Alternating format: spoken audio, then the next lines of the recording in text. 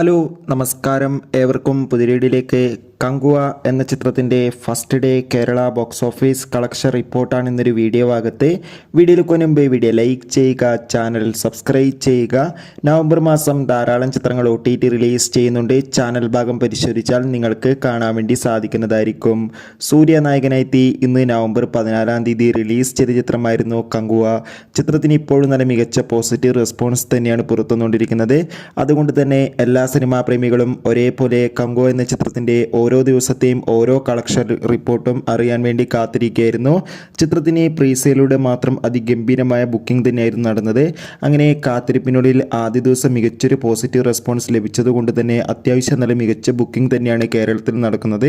അതുകൊണ്ട് തന്നെ 5 കോടിക്ക് അടുത്ത് വരെ കളക്ഷൻ ആദ്യ ദിനം നേടിയെടുക്കാൻ വേണ്ടി സാധിക്കുമെന്നാണ് ട്രാക്കിംഗ് റിപ്പോർട്ടുകൾ സൂചിപ്പിക്കുന്നത്.